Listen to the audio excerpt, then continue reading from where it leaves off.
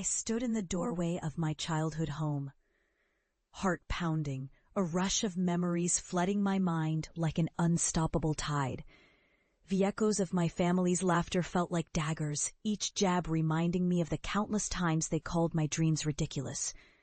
The moments they scorned my passion for digital content creation as nothing more than a childish whim. "You'll fail," they said, their words dripping with derision. "You're an embarrassment to this family." Yet here I was. I had transformed what once seemed an impossible dream into a thriving reality. My fingers trembled as I reached for the doorknob, deciding in that moment that I wouldn't allow their past ridicule to define me. I stepped inside, ready to confront the ghosts of my past and prove to them that my journey was far from futile. The smell of old wood and faint nostalgia wrapped around me like a blanket.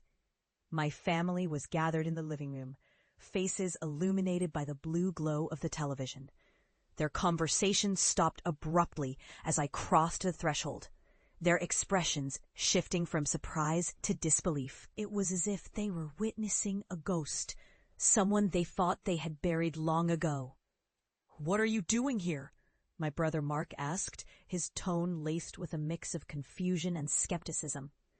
I took a deep breath, feeling the weight of their judgment pressing down on me.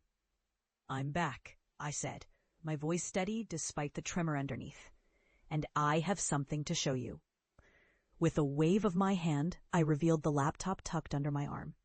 The screen flickered to life, and I clicked through video after video.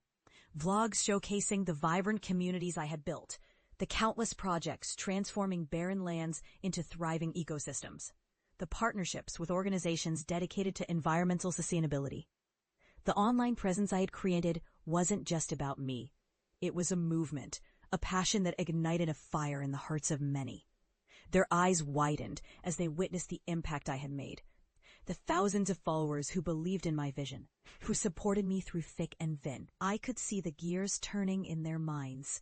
The realization that the girl they once scoffed at had become an agent of change.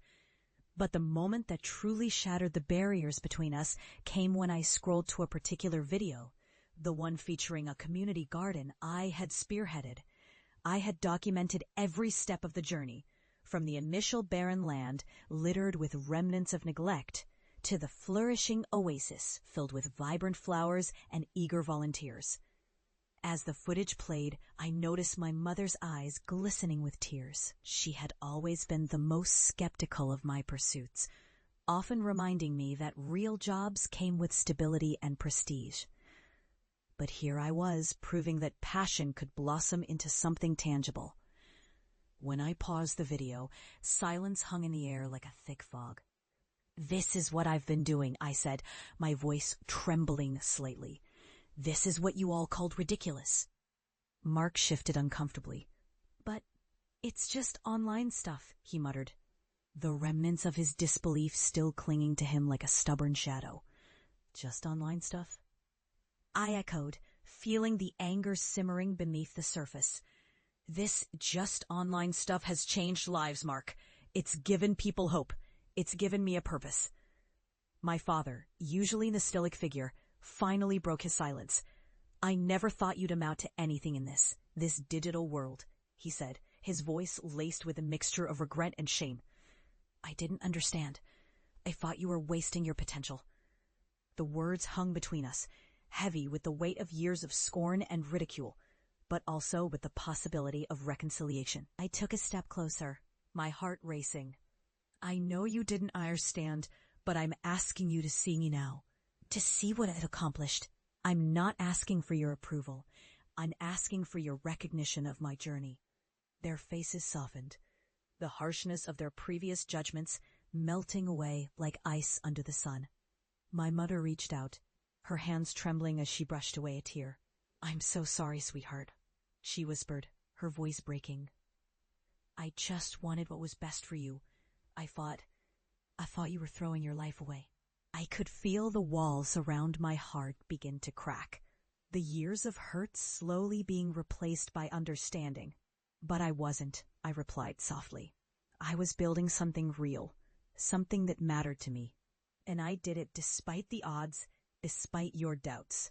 In that moment, as my family's defenses crumbled, I felt a sense of catharsis wash over me.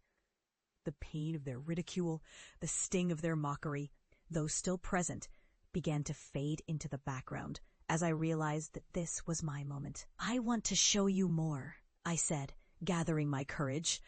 "I want you to be a part of this. I want you to see how we can make a difference together." Over the next hour, I shared stories of the people I had met, the lives I had touched, and the impact my online presence had created.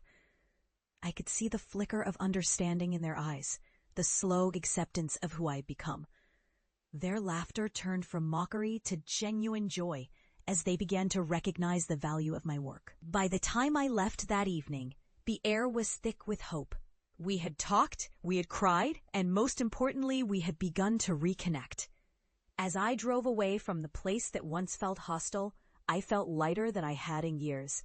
In the end, it wasn't just about proving them wrong. It was about finding my worth beyond their expectations. I had transformed not just barren lands, but also the perceptions of those I loved most. And as the sun dipped below the horizon, I realized that dreams, no matter how ridiculous they seem, can sprout into something beautiful with enough determination and love. As I drove into the night, I knew one thing for certain. The journey was far from over, but now I wouldn't have to walk it alone.